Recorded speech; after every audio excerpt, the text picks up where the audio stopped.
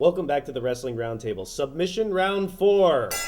The Q&A. Your questions sent in. See the season finale last year? We're doing it again this year. Entirely fan-driven content. You wanted us to talk about the new generation, and we did. Now we're taking your questions. Up first, Zach from Shropshire, England, who writes our recaps on WrestlingRoundtable.com for NXT and SmackDown. Thanks, Zach. He wants to know, do you think that a wrestler adding a hold or move to his moveset every once in a while helps improve match quality? It depends how he uses it. If it's a finishing move or it's a setup for a finishing move, it could help. Okay, well, I think it also depends on the wrestler. If Great Khali added a submission move, I don't think anyone would really care or mean anything. But Cena adding a submission helped his character. right. And I could think of 2 other examples, also submission holds just like that. Austin Aries and Colt Cabana. When Austin Aries added the Horns of Aries, or Front Chancery, whatever he calls it this year, it added a dynamic to his matches that wasn't there before. He was having great matches, but it just gives you more chances to have more opportunities, more reversals, more submissions. And same with Colt Cabana's Billy Goat's Curse, the reverse Boston Crab. I also say same with Kurt Angle's ankle lock. Added a lot more reversals and chances for him to I think you've got to add something in every once in a while. To freshen it up. You don't want to go out and have the same match every night. All right, Aaron from Temple Hills, Maryland wants to know, what do you think was the best WCW pay-per-view of all time? Bash at the Beach 96, just because it's so instrumental in wrestling history and its impact and the hype up to the main event, plus had a great undercard. That's too. what I'm getting to. Are the matches good, though? The matches were excellent, and I thought overall pay-per-view, it really left you with that feeling, what a great show, and left you wanting more from WCW. Boss Man and Earthquake, yes. World War III, 1996. Especially the ending of it. Lex Luger racked all 6, at the time it was only like 6 or 7 NWO guys, and all the ring at once. He racked them all, yet he still couldn't get the Giant out. Choking as always. I'm going to agree with Rod. Bash at the Beach 96, definitely. That's good. Best they did. Well, as we mentioned on the best and worst pay-per-views of all time, Great American Bash 89 is, if you count that as a WCW pay-per-view, was in the NWA or the latter day of the NWA time period. Is one of the best pay-per-views ever. But further on, Spring Stampede 99, which is not a great year for WCW in terms of fan acceptance, but this is a great show. I know people didn't particularly like DDP winning the belt so late, but I thought him winning it with Savage coming back being the referee, Ric Flair, Sting, and Hogan, I thought it was a good moment. Goldberg got his revenge on Kevin Nash, got his win back. And the opener was Blitzkrieg and Juventud Guerrera in another great match. And the undercard had a lot of good matches too, including Steiner and Booker T. So I think that was a good show people overlook in the down period, and there's many more. But moving on, Jamie from Lindsay, Ontario, Canada wants to ask, in mixed martial arts, do you prefer a cage or a ring? Definitely a cage. Why is that? It adds a whole new dynamic to how you fight. You're pushing a guy against a cage or pushing yourself off the cage when you're on the ground. When the ring, you can't do that. Ring is supposed to be for wrestling or boxing. Yeah, I think it's cage, definitely. Ever since UFC started, they've used the octagon. It just looks right. Pride, it's awesome, but there's just something about it that just doesn't look correct when you watch it. Without that, the cage. I mean, same thing Chris said. It started in the cage. The whole dynamic of using the cage as almost a helping hand. And with the ring, it stops the action too much. You guys get caught up in the ring and tangled in the ropes. Cage just works out a lot better, I think. Plus, it makes it look more like human cockfighting. Gavin, whatever, my hater. Gavin from Arbroath, Scotland wants to ask, what independent or international wrestlers would you like to see in Ring of Honor? Well, I could think of 2 off the top of my head because Mystico, you may remember he was about to be signed by WWE a few years ago. So you're like, oh, what's the deal with this guy? Check him out. Really good. You can see why they were interested in him and Mysterio wanted to wrestle him. Mystico's very good, still kicking it in Mexico. But also Prince Devitt. Heard a lot about this guy in New Japan. He's, I believe, Irish, but really awesome. I think Prince Albert in Japan, not bring him back to America. I think they don't really have too many big guys in Ring of Honor. Bring him in. At least at this point, he's not even really a WWF guy anymore. He's just Giant Bernard and really doing well in Japan. Ultimo Dragon. I would love to see him to come into Ring of Honor, especially when Danielson was there. Right. The American Dragon versus the Ultimo Dragon would have been phenomenal. Ultimo did want to come in. They didn't do it. Too bad. Esteban from San Jose, Costa Rica asked, if you ran WWE, who would you put on top? Probably Wade Barrett. But if I had time to plan it out and really do it well, I'd probably put Danielson on top. Either way, I would just hand Danielson the belt. I don't care about building it up. Danielson or Swagger, I think those guys should really be the ones main eventing. Swagger has the look, can have the mic school, has personality.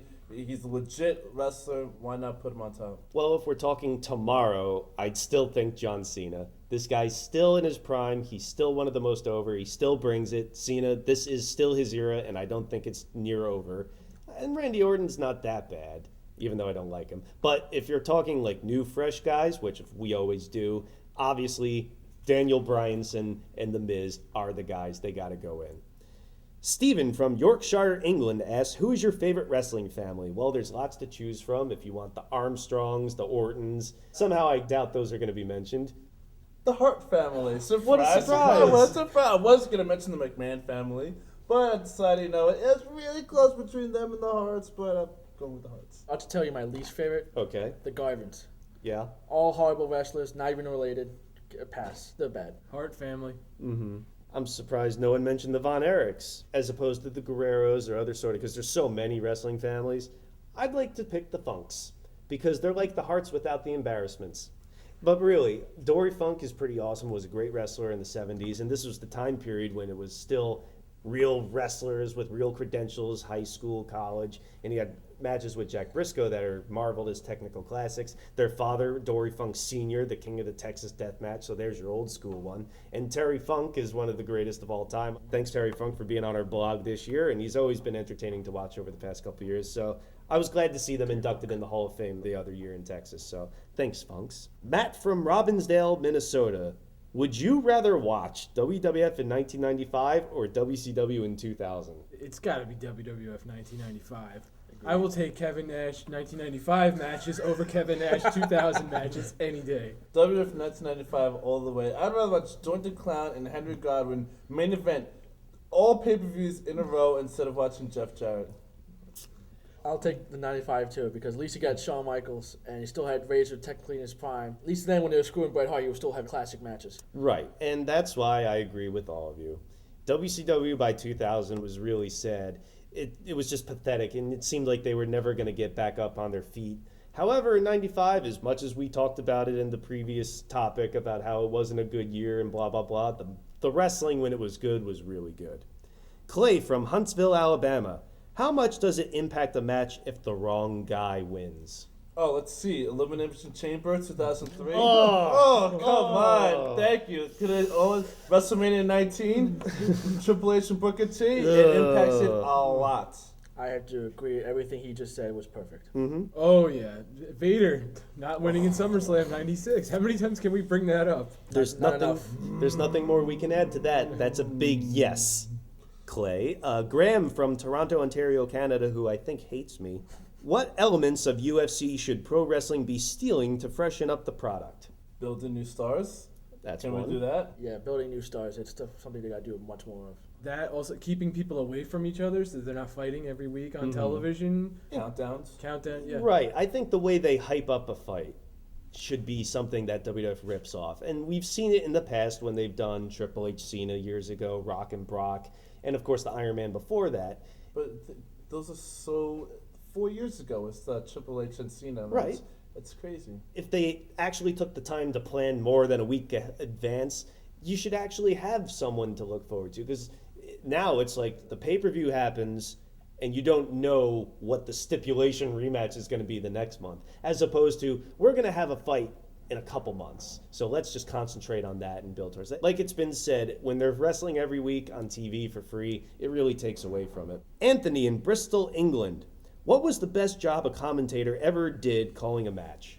Bash at the Beach 96. I know I mentioned that pay-per-view a lot. How they sold the heel How turn. they really sold the feel. It really gave you an edgy feel that like you still did not know what's going to happen, especially when the Outsiders came without the third guy. And then Hogan came and the way Bobby Heenan reacted. I told you guys, I told you. He was yellow from the spine down.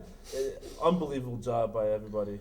I think Jesse the Body Ventura and Gorilla Monsoon, with both the classic matches from WrestleMania 3, both Macho Man and Steamboat and Andre and Hulk, I think they did an excellent job really telling how the technical abilities of the first match, but also the really hype and really getting like the gist of what you're actually witnessing. You're witnessing something you'll never probably ever see again in wrestling, just the hype and the size and just the magnitude of it.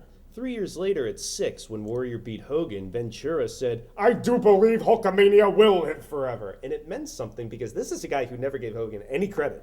So for him to give him some respect for something made it seem a little more important. Jim Ross and Jerry Lawler calling the Hell in a Cell. Absolutely, I think that'd be number one. Mankind. Yeah. Oh, phenomenal. Ooh. It added so much extra to that match that Jim Ross just screaming, he's dead, you know. It felt genuine. It did. It felt like this was real, like this was an accident, like what is going on here? You know, I almost had tears in my eyes seeing what Foley was putting himself through for the match, and Jim Ross verbalized it so well and really made you like sympathize and feel what was going on. Ray from Yonkers, New York. With the PG era in full effect, do you think WWE should drop matches like Hell in a Cell or Elimination Chamber, since blood always plays usually a big factor in that? It hasn't the past couple pay-per-views when it's like the Elimination Chamber pay-per-view or Hell in a Cell pay-per-view. Not quite on the level of the Brock Undertaker or Michaels Undertaker Hell in a Cells before that. We're bloodbaths, yes, but do you think that they shouldn't do those matches if they're not going to do it right, quote unquote? I think you could do them as long as you make it more of the aspect of, oh crap, I can't get out of here, instead of making it more of a bloody massacre. If you can make it more of a one guy finally getting his hands on the guy he couldn't get his hands on, that's more important. I don't think they should drop them. Maybe should drop how often they do them. So when they actually do them, that they mean something to culminate a feud. What, you mean 3-in-1 show's a bad idea? Or 4, you know, whatever. And yeah, this is just drop how frequent they do it, so that when it does happen, it doesn't always need blood. Okay, well, yeah, he was asking more about the PG thing. Yeah, I agree with Rod. Look, Hogan and King Kong Bundy had a cage match in WrestleMania. Does that have to be? It wasn't. There was blood in it, but not a bloody no one mess. didn't have blood. Yeah, right. And they say it's one of the best cage matches ever, no blood. So it may not be a necessity, but it does help in some situations. Lane from Indiana. Since everyone has been trying to copy WWE since about '99, do you think a lack of diversity in wrestling is what could have been a cause of the bursting of the late '90s bubble? Yes, completely. You said before, everybody wants to be Raw now. Independent shows are Raw. Well, we had a question about WCW in 2000, and this was after they had gone through a year or so of Russo trying to turn Nitro into Raw. It didn't work. No. And Booker T was no Rock. Yeah, with the lack of diversity, with the lack of territories, I really think everyone's just being brought up the same now. It's the same old shit every week, every year. Every show is the same. It's just very standard. People brought up very standard way. At this point, if you look at back when we were kids, we were going to see Bret Hart. Now you're going to see WWE. There's right. The brand is bigger than any one wrestler. Yeah. However, let's look at TNA. They say we're the alternative. Other companies say we're an alternative, and they all end up doing the same stupid shit, even if it's the same stupid shit from 10 years ago. Abe from Augusta, Georgia. What is the most underrated rivalry in the 90s for WWF or WCW? Ahmed and Farouk in 1996. I thought it carried out through 97, had Ahmed turn. I think it would have worked out if he stayed healthy. It's just one of those feuds that are overlooked. Mankind versus Shawn Michaels. Shawn Michaels really didn't have anybody he had multiple matches with when he was champion. And that match was so great. They could have had. That's kind of how it went though back then. There wasn't really, except for like big shows. Triple H versus Marvelous Mark Merrow, I thought was very underrated. I thought that those two worked so well together. Maybe from their WCW time, but they both kind of came in the same time, feuding over the IC belt. Mr. Perfect gets involved. I thought that was a great feud. There weren't a lot of matches in this feud, leading up to just one big one that people still don't like, but I do, and I don't care. Rick Martel and Jake the Snake Roberts. This had a good angle on TV to set it up, and it was realistic for us as kids. Survivor Series 1990, the Vipers versus the Visionaries, and it ended up with the Visionaries all surviving because it was just not only them kicking the ass of the Vipers, Jake the Snake was just concentrating on Rick Martel and nothing else. So he ends up chasing him and blah, blah, blah, and it leads up to WrestleMania 7 with, of course, the blindfold match. People shit on it all the time. I still think it was a nice idea, and it got people involved. It wasn't that bad, but maybe that's just me. I liked it too. All right, good then. Stone Cold and Savio Vega, that's another one. They had a great match, and the blow-off was $1 Million Man leaving. And we have a lot more questions. Unfortunately, we're running out of time, so we may just put them on Wrestling Roundtable Radio, and you can get the link on WrestlingRoundtable.com. We'll follow up with some more questions and get your thoughts on the ones that have been asked so far. So, last question of the season and the submission round 4. Alex from New York asked, do you think we'll see more wrestling stars transition to mixed martial arts? I guess a la Lesnar or Lashley and soon to be Batista. I don't know about stars, maybe wrestlers, but I don't know if we get any more big names than that successfully transition from wrestling to MMA. I think now a lot more collegiate wrestlers get skipped at a whole pro wrestling stage, and now that they have an outlet that they can make money, they can go right into MMA. Yeah, I don't think we're going to see any more stars. Maybe Jack Swagger, because he is legitimate. Yeah, I don't think we're going to see too many more stars. They're going to do it for money, but they're not going to be good at it. I don't think there's going to be many left that do it. I agree with Rod. They're going to skip altogether. Right. If you've read the news on WrestlingRoundtable.com, you've seen that in this past year, they've sent Gerald Briscoe and other sort of agents to tournaments like M1, the NCAA tournament, to kind of scout wrestlers, which they haven't done in years that I know of. That was more of the Kurt Angle sort of time period when they were more concentrating on wrestling wrestlers. And now it seems like maybe we want to grab these guys because they're probably not going to want to make that transition to pro wrestling if they can get into MMA, which is the big thing now. So maybe they're trying to counter that before it happens. I don't know if it's really going to work. But what's not going to work is the submission round 4 is done, and so is our season. So thank you so much for your support and your viewership throughout the past 3 years now. But just because we're off on the video show doesn't mean that we're off on the radio show or the website. So please join us on WrestlingRoundtable.com. Join us on Facebook, MySpace, Twitter, iTunes, Go Fight Live, our message board and newsletter as well. We're still going to keep up Wrestling Roundtable Radio. Join us on BlogTalkRadio.com as well. And I can't thank you enough for your support throughout the past couple years. So share, rate, comment, and subscribe, and join the community. So for Midge, Will Vafidez, Will Brooks, Rodney LeConte, Chris Harris, I'm the host, Eric Santamaria. Thank you very much, and let's keep going strong.